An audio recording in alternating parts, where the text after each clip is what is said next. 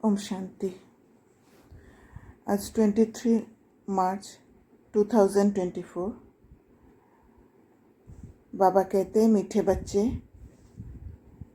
जैसे बाप और दादा दोनों ही निरंकारी है, निष्काम सेवा करते, अपने लिए कोई लोभ नहीं है, ऐसे तुम बच्चे भी बाप समान बनो। माना उस उचित स्थिति में रहो जहाँ पर निरंकारी, निष्काम सेवा और बिना लोभ का स्थिति हो, और वो है बाप समान स्थिति। प्रश्न है, गरीब निवास बाप गरीब बच्चों की तकदीर किस आधार पर ऊंच बनाते हैं? उत्तर, बाबा कहते हैं, बच्चे घर में रहते, सब कुछ संभालते, सदा बुद्धि से यही समझो कि ये सब कुछ बाबा का है। ट्रस्टी होकर रहो तो तकदीर ऊंची बन जाएगी। इसमें बहुत सच्चाई चाहिए। पूरा निश्चय हो तो जैसे यज्ञ से पालना होती रहेगी। घर में ट्रस्टी हो, शिव बाबा के भंडारे से खाते हैं। बाबा को सब सच बतलाना पड़े तो जब सब कुछ बाबा का समझकर रहेंगे, ट्रस्टी बनकर रहेंगे, तो खुद पर बोझ भी नहीं रहेगा और सब कुछ बाबा को ही बताएंगे, सच बताएंगे, क्योंकि जो मालिक होते हैं उनको ही, वो ओनर होने के कारण जो भी कमी है या जो भी कुछ उस भंडारे के बारे में बताना है तो उनको ही बताएंगे। खुद चिंता में नहीं रहेंगे, कुछ सोच में नहीं पड़ेंगे। ओम शांति। तो ऐसे ही बाबा गरीब बच्चों को ट्रस्टी बनाकर तकदीर बनाते हैं। ओम शांति। भक्ति मार्ग के सत्संगों से ये ज्ञान मार्ग का सत्संग विचित्र है। तुमको भक्ति का अनुभव तो है, जानते हो अनेक अनेक साधु संत भक्ति मार्ग के शास्त्र आदि सुनाते हैं। यहाँ तो बिल्कुल ही उनसे अलग है। यहाँ तुम किसके सामने बैठे हो? डबल बाप और माँ। वहाँ तो ऐसे नहीं है। तुम जानते हो यहाँ बेहद का बाप भी है, मम्मा भी है, छोटी मम्मा भी है। मानो शिव बाबा, ब्रह्मा बाबा और मम्मा, इतने सब संबंध हो जाते हैं। वहाँ तो ऐसा कोई संबंध नहीं, ना कोई वह फॉलोअर्स ही है। वो तो है निवृत्ति मार्ग। उनका धर्म ही अलग है, तुम्हारा धर्म ही अलग है। रात दिन का फर्क है, ये भी तुम जानते हो। लौकिक बाप से अल्पकाल क्षणभंगुर सुख एक जन्म के लिए मिलेगा, फिर नया बाप, नई बात। यहाँ तो लौकिक भी है, पारलौकिक भी है और फिर अलौकिक भी है। लौकिक से भी वर्षा मिलता है और पारलौकिक से भी वर्षा मिलता है। बाकी ये अलौकिक बाप है वंडरफुल। क्यों वंडरफुल? क्योंकि इनसे कोई वर्षा नहीं मिलता है। संबंध है अलौकिक बाप से, पर वर्षा नहीं मिलेगा। हाँ, इनके द्वारा शिव बाबा वर्षा देते हैं, इसलिए उस पारलौकिक बाप को बहुत याद करते हैं।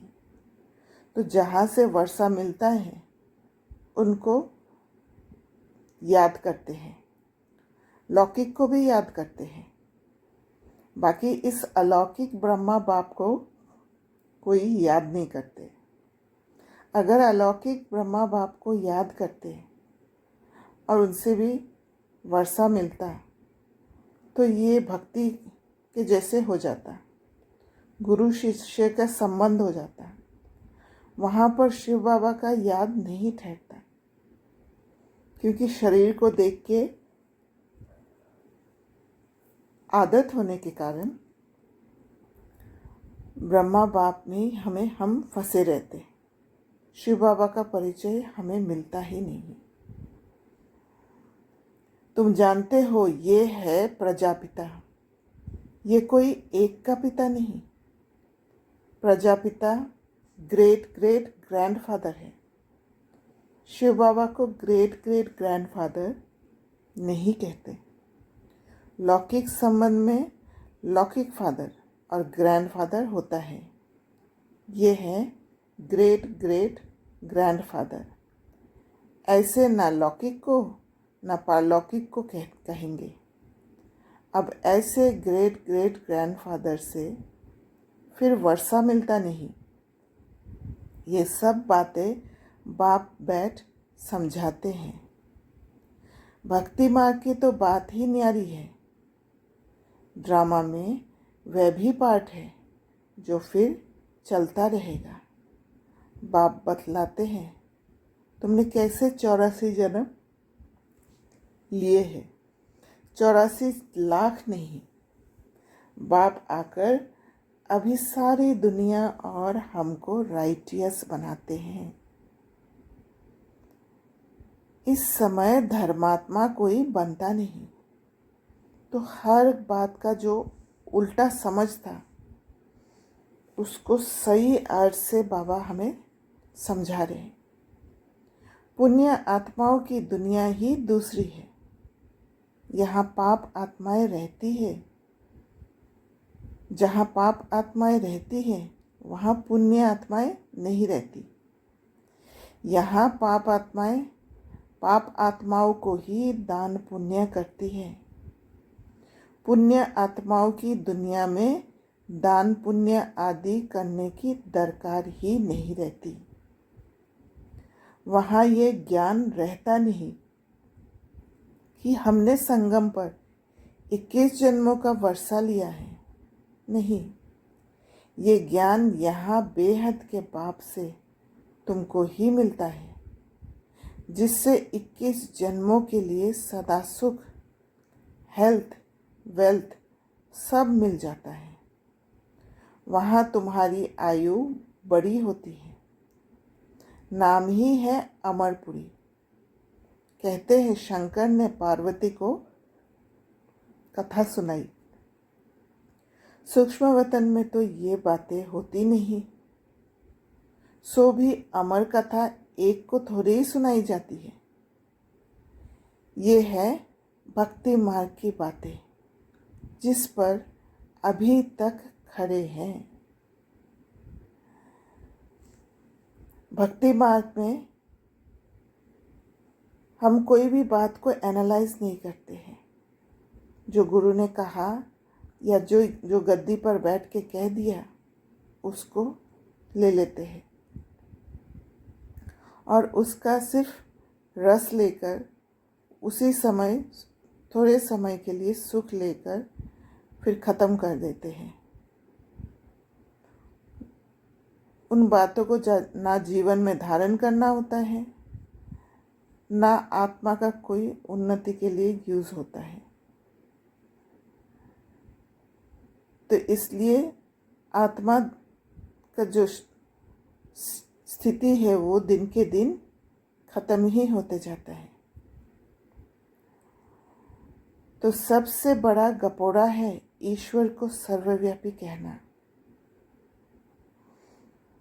तो भक्ति करते करते फिर ईश्वर को सर्वव्यापी कह दिया। ये डिफेम करते हैं। बेहद का बाप जो तुमको इस विश्व का मालिक बनाते हैं उनके लिए कहते हैं सर्वव्यापी है। ठिक्कर भीतर में कन कन में है। हर जगह पर भगवान को डाल दिया है। जहाँ पर थोड़ा बहुत प्राप्ति हुआ वहाँ पर ही भगवान। अपने से भी जास्ती ग्लानि कर दी। मैं तुम्हारी कितनी निष्काम सेवा करता हूँ। मुझे कुछ भी लोभ नहीं है कि पहला नंबर बनूं। नहीं, औरों को बनाने का रहता है। इसको कहा जाता है निष्काम सेवा। तो बाबा को अपना जो सदा काल के लिए वो एलिवेटेड स्थिति है, जहाँ पर बाबा का निष्काम सेवा और लोभ ना होने का दिखाई देना, वो समझाने की ज़रूरत पड़ गई है। तुम बच्चों को नमस्ते करते हैं। बाबा कितना निराकार निरंकारी है, कोई अहंकार नहीं। कपड़े आदि वही है, कुछ भी बदला नहीं है। नहीं तो वे लोग सारी ड्रेस बदली करते हैं। इनकी ड्रेस वही साधारण है। ऑफिसर्स की ड्रेस भी बदलाते हैं। इनकी तो वही साधारण पहरवाइज है, कोई फर्क नहीं।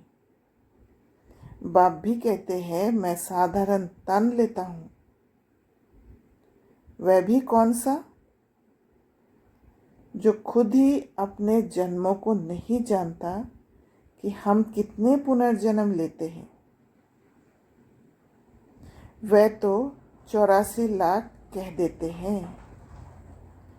सुनी सुनाई बातें हैं, इससे फायदा कुछ नहीं। डराते हैं, ऐसा काम किया तो गधा कुत्ता आदि बनेंगे। गाय का पूंछ पकड़ने से तर जाएंगे। अब गाय कहाँ से आई? स्वर्ग की गाय ही अलग होती हैं। वहाँ की गायें बहुत फर्स्ट क्लास होती हैं। जैसे तुम 100% संपूर्ण, तो गायें भी ऐसी फर्स्ट क्लास होती हैं। श्री कृष्ण कोई गौ नहीं चराते हैं, उनको क्या पड़ी है। ये वहाँ की ब्यूटी दिखाते हैं। बाकी ऐसे नहीं कि श्री कृष्ण ने कोई गौएं पाली हैं। श्री कृष्ण को ग्वाला बना दिया है। कहाँ सर्वगुण संपन्न सत्युग का फर्स्ट प्रिंस और कहाँ ग्वाला। तो अपना स्थिति के हिसाब से भक्ति मार्ग में सब कुछ बदलते गया। जैसा बुद्धि वैसे बातों को समझते गया। कुछ भी समझते नहीं हैं, क्योंकि देवता धर्म तो अब है नहीं। ये एक ही धर्म है जो प्रायलोप हो जाता है। ये बातें कोई शास्त्रों में नहीं है। बाप कहते हैं ये ज्ञान मैं तुम बच्चों को देता हूँ, विश्व का मालिक बनाने के लिए। मालिक बन गए फिर ज्ञान की दरकार नहीं। तो विश्व का मालिक बनने के लिए ये ज्ञान से बुद्धि को ऊंचा बनाया गया है बाबा द्वारा। और बुद्धि ऊंचा होना, एलिवेट होके बाप समान बनना, वही विश्व का मालिक बनना है।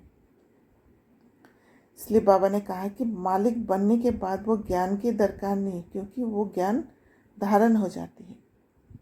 ज्ञान हमेशा अज्ञानियों को दिया जाता है। गायन है ज्ञान सूर्य प्रगटा, अज्ञान अंधेर विनाश।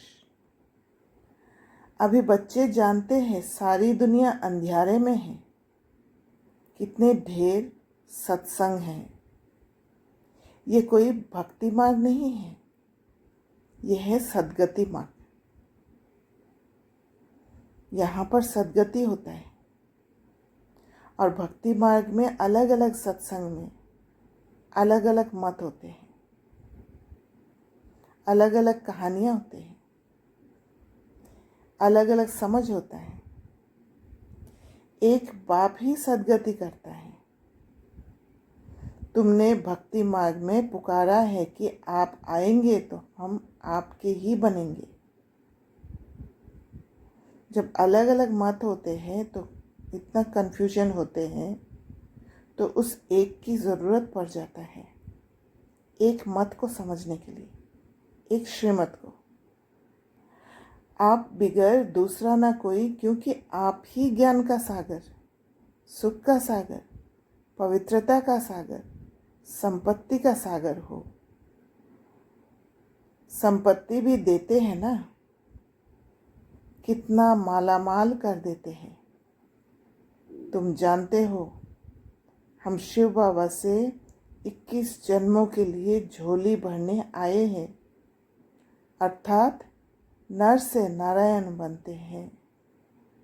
तो बुद्धि की झोली को 21 जन्मों के लिए बाबा से भरते हैं, और जब भर जाते हैं तब नर से नारायण बनते हैं। वो मनुष्य का स्थिति जो है वो ऊंचा होके देवता बन जाते हैं। भक्ति मार्ग में कथाएं तो बहुत सुनी, सीढ़ी नीचे उतरते ही आए। चढ़ती कला कोई की हो ना सके। कल्प की आयु भी कितनी लंबी चौड़ी कर देते हैं, क्योंकि सब कुछ मनुष्य मत है। और जितना कल्प लंबी चौड़ी होगी, उतना अंदर में विनाश आने का भय नहीं होगा, कोई भी चीज़ का अंत आने का भय नहीं होगा। ड्रामा के ड्यूरेशन को लाखों वर्ष कह देते हैं। अब तुमको पता पड़ा है, कल्प है ही 5000 वर्ष का, मैक्सिमम है 84 जन्म, और मिनिमम है 1 जन्म। पीछे आते रहते हैं। निराकारी झाड़ है ना। फिर नंबरवार आते हैं पाठ बजाने। असल में तो हम निराकारी झाड़ के हैं। फिर वहाँ से यहाँ आते हैं पाठ बजाने। वहाँ सब पवित्र रहते हैं, क्योंकि वहाँ पर इस दुनिया की बातों का पता ही नहीं। तो बुद्धि एकदम पवित्र होता है। परंतु पार्ट सबका अलग अलग है। ये बुद्धि में रखो, झाड़ भी बुद्धि में रखो। सतयुग से कलयुग अंत तक ये बाप ही बताते हैं। ये कोई मनुष्य नहीं बताते, दादा नहीं बताते हैं, क्योंकि याद ही नहीं है। जो पास्ट हो गया वो ख़त्म हुआ। पूरा साइकिल का नॉलेज कहाँ से आएगा मनुष्य को? एक ही सद्गुरु है जो सर्व की सद्गति करते हैं। बाकी तो सब गुरु हैं भक्ति मार्ग के। कितने कर्म कांड करते हैं। भक्ति मार्ग का शो कितना है। ये रुण्य का पानी मृग तृष्णा है। इसमें ऐसे फंसे हैं जो कोई निकालने जाते हैं तो खुद ही फंस जाते हैं। ये भी ड्रामा की नूंद है। तो भक्ति करते करते भक्ति का रस में फंस जाते हैं, या किसी को निकालने भी जाते हैं। रुण्य मृग तृष्णा की तरह किसी को निकालने भी जाते हैं, तो उस भक्ति में इतना रस है जो हर कोई फंस जाते हैं, क्योंकि असली ज्ञान का पता ना होने के कारण भक्ति में ही अच्छा लगने लग जाता है। और वो थोड़ा समय का अच्छा जो है उसका मनुष्य के अंदर चाहत होने के कारण उसमें बहुत आसानी से फंस जाते हैं। तो बाबा कहते हैं ये भी ड्रामा की नूंद है, कोई नई बात नहीं। तुम्हारा सेकंड सेकंड जो पास होता है सारा ड्रामा बना हुआ है, सब पास्ट हो जाते हैं, प्रीडेस्टिन्ड है। तुम जानते हो अब हम बेहद के बाप से राजयोग सीख नर से नारायण विश्व का मालिक बनते हैं। तुम बच्चों को ये नशा रहना चाहिए। बेहद का बाप 5-5 हजार वर्ष के बाद भारत में ही आते हैं। वह शांति का सागर, सुख का सागर है। ये महिमा पारलौकिक बाप की ही है। तुम जानते हो ये महिमा बिल्कुल ठीक है। सब कुछ एक से मिलता है। वही दुख हरता सुख करता है जिसके सामने तुम बैठे हो, क्योंकि उस पारलौकिक बाप के पास ही सारा विधि है जिससे आत्मा लिबरेट होती है। इसलिए उसी की महिमा होती है। तुम अपने सेंटर पर बैठे होंगे तो कहाँ योग लगाएंगे? बुद्धि में आएगा शिव बाबा मधुबन में है, उनको ही याद करते हो। शिव बाबा खुद कहते हैं मैंने साधारण बूढ़े तन में प्रवेश किया है, फिर से भारत को स्वर्ग बनाने। मैं ड्रामा के बंधन में बंधा हुआ हूँ, क्योंकि और कोई नहीं आ सकता इस साइकिल को आगे बढ़ाने के लिए। तो बाबा ही उस आगे बढ़ाने का कार्य के लिए बंधा हुआ है। तुम मेरी कितनी ग्लानि करते हो, मैं तुमको पूजनीय बनाता हूँ। कल की बात है, तुम कितनी पूजा करते थे। तुमको अपना राज्य भाग्य दिया, सब गवा दिया। अब फिर तुमको विश्व का मालिक बनाता हूं।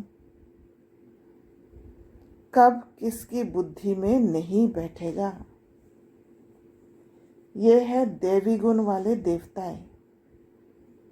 है तो मनुष्य, कोई 80-100 फुट लंबे तो नहीं है। ऐसे तो नहीं कि उन्हों की आयु बड़ी है इसलिए छत जितने बड़े होंगे। कलयुग में तुम्हारी आयु कम हो जाती है। बाप आकर तुम्हारी आयु बड़ी कर देते हैं। इसलिए बाप कहते हैं हेल्थ मिनिस्टर को भी समझाओ, ताकि हेल्थ मिनिस्टर को समझ में आए कि कहाँ इम्पोर्टेंस देना है। इस ज्ञान से ही हेल्थ एवर हेल्दी बनेंगे। तो ये चीज़ हेल्थ मिनिस्टर की बुद्धि में बैठेगा तो ये वाला सब्जेक्ट आगे बढ़ाएंगे। बोलो हम आपको ऐसी युक्ति बताए जो कभी बीमार नहीं होना पड़े।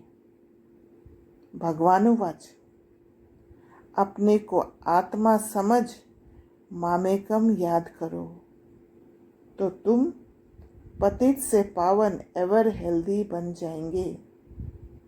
तो मूल बात है आत्मा को एवर हेल्दी बनाना। आत्मा को जब एवर हेल्दी बनाते हैं तो शरीर भी एवर हेल्दी बन जाते हैं। शरीर में कोई तकलीफ नहीं होता है, क्योंकि आत्मा जब एवर हेल्दी बनती है तो सारे कार्मिक अकाउंट्स ख़त्म हो जाते हैं।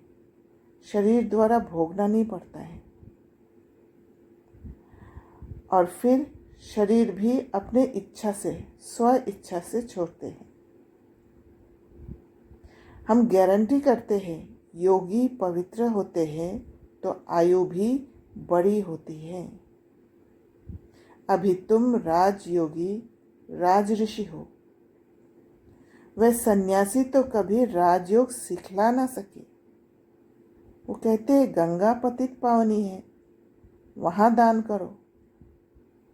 अब गंगा में थोड़े ही दान किया जाता है। मनुष्य पैसे डालते हैं, पंडित लोग ले जाते हैं। अब तुम बाप द्वारा पावन बन रहे हो। बाप को देते क्या हो? कुछ नहीं। बाप तो दाता है। बाबा का निष्काम सेवा है, कोई लोभ नहीं है। बाबा हमेशा भरपूर है। तुम भक्ति मार्ग में ईश्वर अर्थ गरीबों को देते थे, गोया पतितों को देते थे। तुम भी पतित, लेने वाले भी पतित। अब तुम पावन बनते हो। वो पतित को दान करते हैं। कुमारी जो पहले पवित्र हैं उसे भी दान देते हैं, माथा टेकते हैं, खिलाते हैं, दक्षिणा भी देते हैं। तो कितना पूजा करते हैं जब पवित्र होते हैं, कि पवित्रता के आगे झुकी ही जाते हैं। शादी के बाद बर्बादी हो जाती है। ड्रामा में नूंद है, फिर भी ऐसा रिपीट होगा।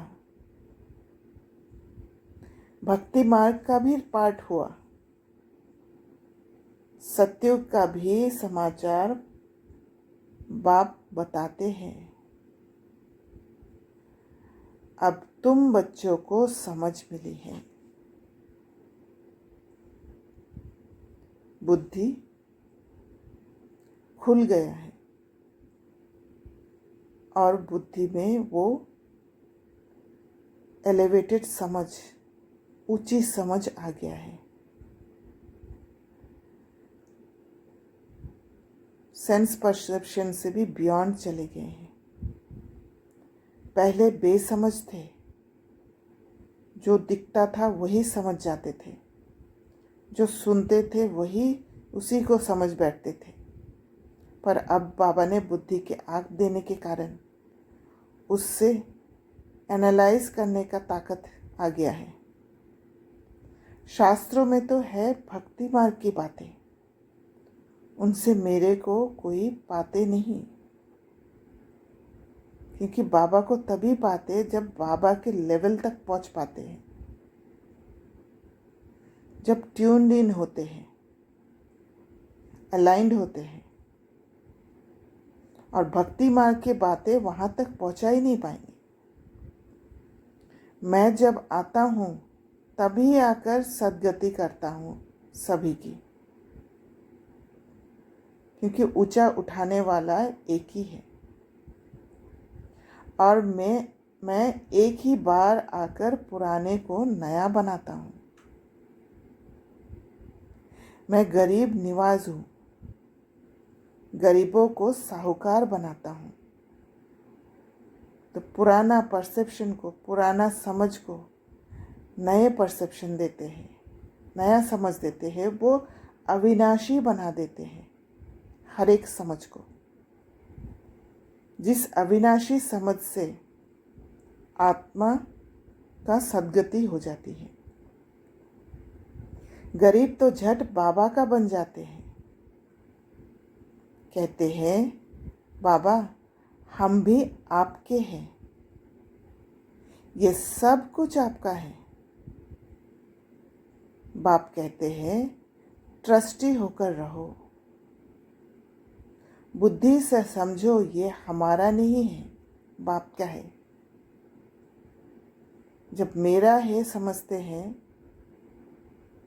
तो उस चीज़ के साथ अटैचमेंट होगा, बाबा से जुड़ नहीं पाएंगे। और अटैचमेंट होने के कारण,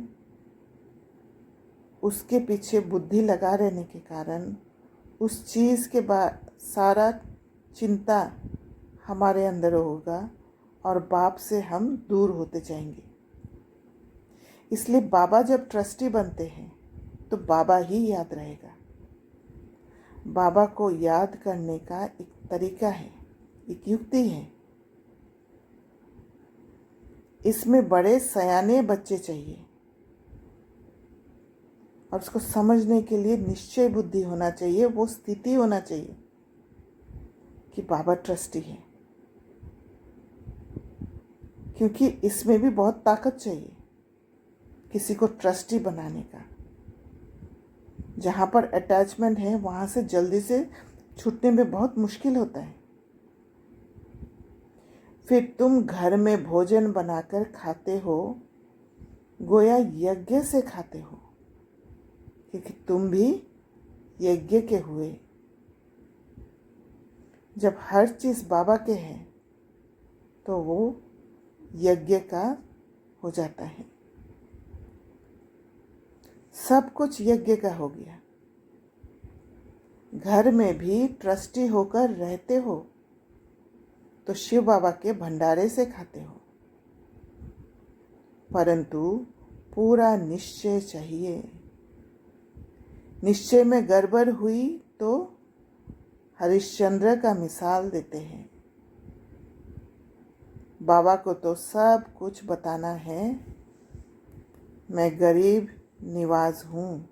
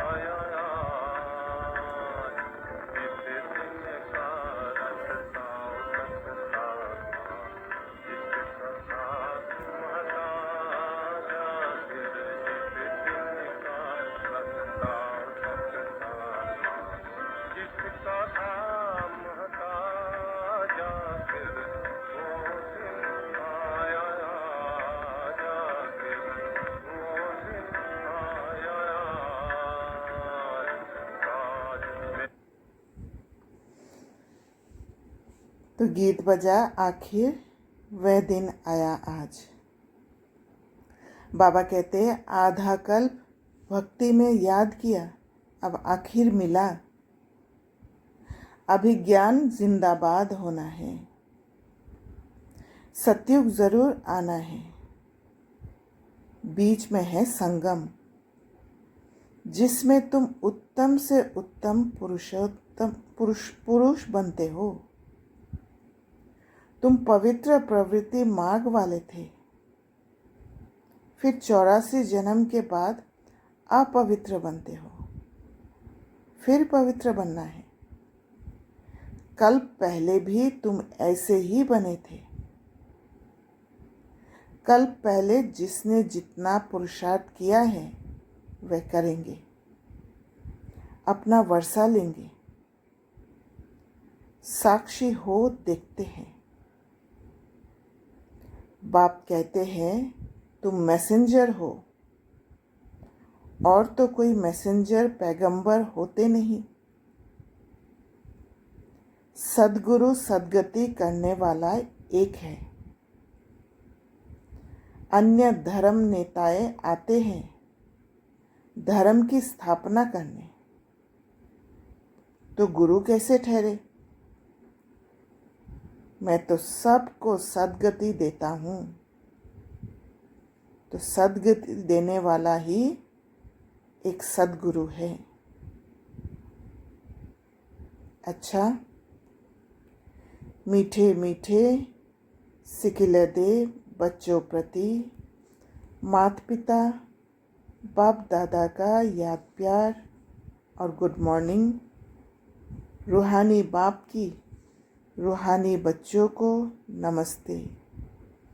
हम रूहानी बच्चों की रूहानी बाप दादा को याद प्यार गुड मॉर्निंग और नमस्ते।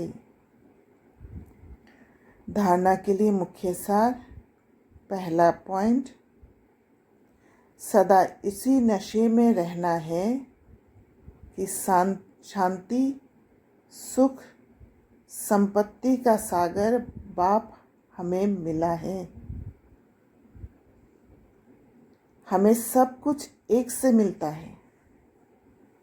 जब ये नशा रहेगा तब सिर्फ एक की ही श्रीमत पर चलेंगे, परमत मनमत पर नहीं फंसेंगे। उसको बिना एनालाइज किए अंदर में नहीं लेंगे, धारणा भी नहीं करेंगे।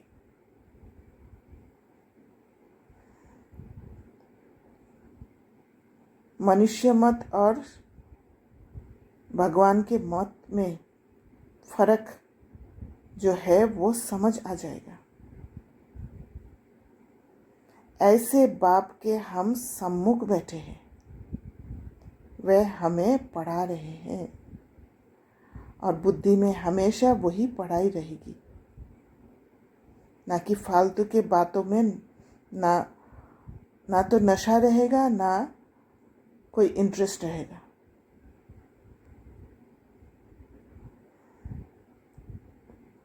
दूसरा पॉइंट, अपना अहंकार छोड़ बाप समान निष्काम सेवा करनी है, क्योंकि जहाँ अहंकार होगा वहाँ पर लेने का भाव होगा, लेने का इच्छा होगा। इसलिए बाबा ने कहा निरंकारी होकर रहना है।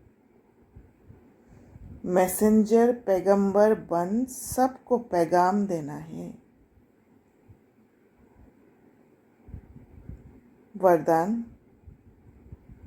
सर्व पदार्थों की आसक्तियों से न्यारे अनासक्त प्रकृतिजीत भव।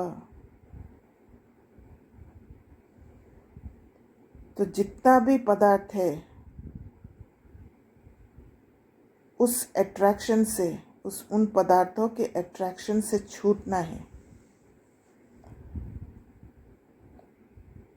और छूटने का तरीका है हर चीज़ में न्यूट्रल रहना, उस इक्विलिब्रियम स्थिति में रहना, बैलेंस्ड रहना, तभी प्रकृति जीत बन सकते हैं। अगर कोई भी पदार्थ कर्मेंद्रियों को विचलित करता है, हलचल में लाता है, दुखी या सुखी कर देते हैं, अर्थात आसक्ति का भाव उत्पन्न होता है, उसके प्रति आकर्षण रहता है, तो भी न्यारे नहीं बन सकेंगे। वो न्यूट्रल स्टेज को प्राप्त नहीं कर पाएंगे। इच्छाएं ही आसक्तियों का रूप है। कई कहते हैं इच्छा नहीं है लेकिन अच्छा लगता है, तो वो दूसरा रूप को समझ नहीं पाते। इच्छा और अच्छा को दोनों को अलग समझते हैं, जबकि दोनों में ही आसक्ति है। तो बाबा कहते तो ये भी सूक्ष्म आसक्ति है, इसकी महीन रूप से चेकिंग करो। अंतर्मुखी होके चेकिंग करना है। जहाँ अच्छा लग रहा है वहाँ पर भी आकर्षण जरूर है, और जहाँ आकर्षण है वहाँ कार्मिक अकाउंट है। इसलिए बाबा ने कहा इसकी महीन रूप से चेकिंग करो कि ये पदार्थ अर्थात अल्पकाल सुख के साधन आकर्षित तो नहीं करते हैं। ये पदार्थ प्रकृति के साधन हैं। जब इनसे अनासक्त अर्थात न्यारे बनेंगे जब इनके आकर्षणों से मुक्त होंगे तब उस साधन में ये ताकत नहीं होगा कि आत्मा को सुख या दुख में ले जाए, अर्थात न्यारे बनेंगे तब प्रकृति जीत बनेंगे।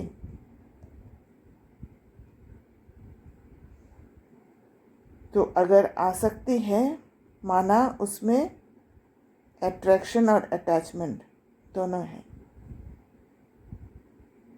तो प्रकृति का जो कार्मिक अकाउंट है उससे भी हमें छूटना है, उसको सेटल करना है। और सेटल करने के लिए योग का पावर बहुत ज़रूरी है। वो बैलेंस स्थिति, न्यूट्रल स्थिति की ज़रूरत है, न कि वो प्रकृति जहाँ पर सुंदरता है, एक शांति का अनुभव होता है, वहाँ पर जाके इतना आकर्षण हो, इतना अच्छा लगने लग जाए, जो वहाँ से निकलने का डर रहता है, कहीं और जाने का इच्छा नहीं होता है, या दूसरे जगह पर जाके वहाँ पर फिर दूसरे माहौल में इन्फ्लुएंस्ड हो जाते हैं। तो प्रकृति का भी सुख नहीं लेना है, वहाँ पर भी साधन की तरह साधना में काम में लगाकर उससे भी न्यारा हो जाना है। स्लोगन: मेरे मेरे के झमेलों को छोड़ बेहद में रहो, तब कहेंगे विश्व कल्याणकारी। मेरे में फंसते ही एक छोटी जगह पर फंस जाते हैं। मेरे का अटैचमेंट एक लिमिटेड एरिया का है, वो विश्व में नहीं जा सकते, ये वो बेहद में नहीं जा सकते। तो जहाँ पर वो छोटे छोटे जगह मेरे मेरे का झमेला है, उसको छोड़कर बेहद में रहना है, तब विश्व कल्याणकारी बन सकते हैं। अच्छा, ओम शांति।